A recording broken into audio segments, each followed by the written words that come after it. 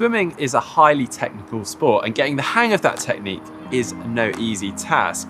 But then swimming with the wrong technique could mean that you're swimming inefficiently. In other words, making it a lot harder than it should be. Yeah, I mean, the best way to improve your technique is to work on drills. Now, these drills mostly overemphasize or focus on a specific area so that you can then hone in the perfect technique. Yeah, and it doesn't matter how good you are, whether you're one of the best swimmers or best triathletes, you'll be doing drills in every session. So we've picked out and we'll be explaining our 3 favorite drills.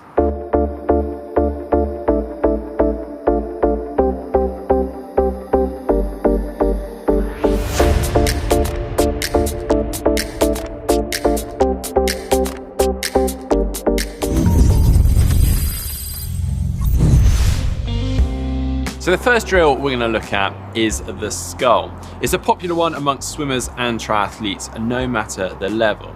Now it really helps to improve that feel for the water at different stages through the stroke and that purchase of the water. Now what I mean by that is a feeling that you can apply force with confidence whilst you're swimming.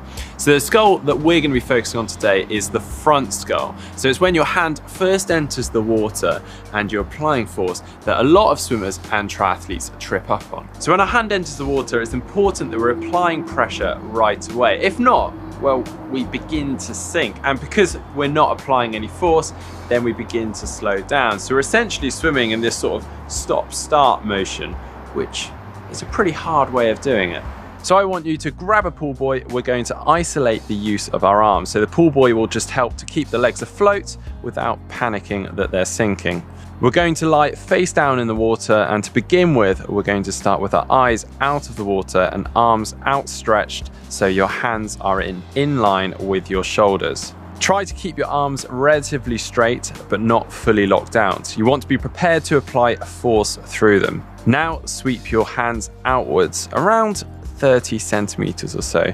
It's important you don't go too wide and that you push the water outwards too.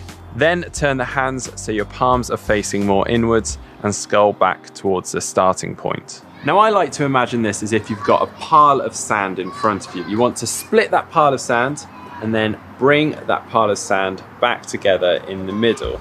Now it's important that you don't flex your elbows too much at this point. This is the point that a lot of people try to do a breaststroke stroke to propel themselves forward.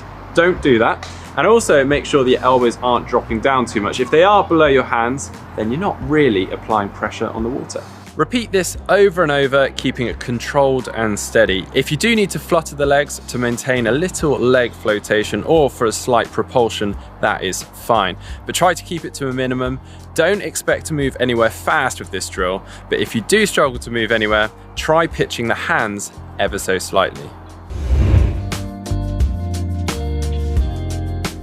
Okay, now for one of the old favourites, the doggy paddle. Now it's actually a progression from the front scull that we've just covered, and it might sound slightly daft as a drill, but it's actually really valuable.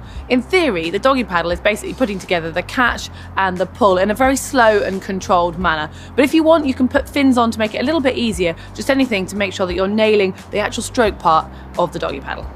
So you want to start on your front with your eyes just above the surface of the water.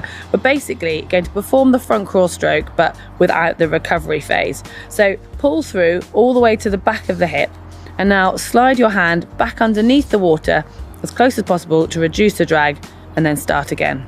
The main focus point here is the fact that you're pressing down at the front of the stroke, because that helps you get that lift. And it's where the high elbow comes in, you might have heard people talk about. I like to imagine you're putting a hand over the top of a barrel, and at no point should your elbow drop below your wrist. And this drill is just a great way of slowing it down and really making sure you perfect that part of the stroke. So it's also important to keep your head still when you're doing doggy paddle. Doesn't matter if your head's up, some people prefer to put their head in the water. Just whatever you do, make sure it stays still so it keeps your stroke really straight. And then you can track your arm going directly underneath your body. And when we're talking about the arm, you want to have your elbow at about 90 to 120 degrees of an angle, because that's where it's strongest, and it'll keep nice and straight as it goes through. And then make sure you finish off the full pull. Some people are taught doggy paddle that's just in front of you like this, but this stroke is about replicating the full swim stroke. So once you get to here, you need to make sure you finish your pull with that push bit, and you go right down to your hip. Once you've finished the final extension, from there to recover, you're just going to bring your hand close to your body, back up through to the top to take your next stroke. When you're ready, you can progress this further by adding in rotation, which is rotation of the hips and the shoulders. So for example, if you're going in with your right hand, you'd be rotating away on the left side, and then as you pull underneath, you start to rotate back towards the center line, and then the final phase of the stroke, you'll already be rotating to the right hand side as you get ready to pull with the left. This just adds that extra bit of power that you can really put through the stroke. And as with the scull drill, you can progress this to longer distances and then go straight into a swim off. And when you're feeling ready, take your fins away so you're replicating more of that normal stroke. And on the subject of rotation, this next drill is great for perfecting that. It is 3 swim, 6 kick. So when we don't rotate and we swim quite flat in the water, we're pretty much just hammering a couple of muscle groups, our pecs and our biceps. Now, that works to a degree, but we're essentially just muscling our way through the water. So the idea behind rotation is that we're utilizing far more muscle groups, particularly into our back. So this just helps to make us more stable in the water, it makes our stroke more fluid, and by rotating, we're also reducing our surface area in the water. 3 swim, 6 kick is as it says on the tin really. It's 3 full strokes followed by 6 kicks, but the main focus is on the rotation involved. And by breaking the stroke down like this, it allows us time to think about it and reset between each cycle. So start by swimming normally for 3 strokes, and then on the 3rd stroke, rather than pulling through, you should stop with your arm extended in front of you. Focus on pushing the shoulder of that arm forward almost to touch your chin, at the same time as rotating your hips to help that motion. At the same time is the really important takeaway from this. Hips and shoulders should always move in sync. Neither should lead the other. Now that you're on your side, you should start kicking roughly for 6 kicks. Granted, that's quite hard to calculate, so 2 to 3 seconds will do. Whilst you do this, you may keep your head in the water and looking ahead, or to begin with, you can rest your head on its side with your mouth out of the water. And whilst you're kicking on your side, this is the time to start resetting yourself and really thinking about your next 3 strokes and nailing that rotation.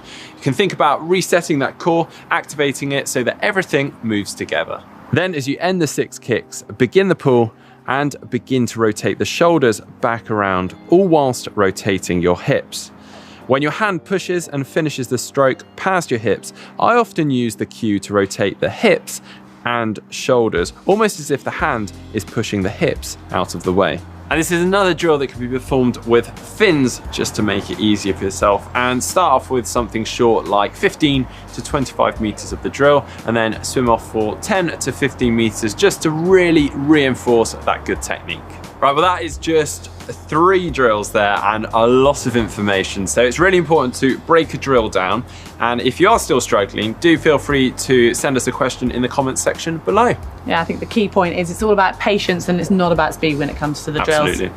Well, if you've enjoyed this and you want to make sure you get all of our videos, hit the globe to subscribe. And if you like the look of these t-shirts, you want to get your hands on one, then click on the link for the shop. Yeah, and if you'd like to see our top 5 skills to master for swimming, just click down here. And if you want to see the video we made looking specifically at the catch part of the stroke, that's just here.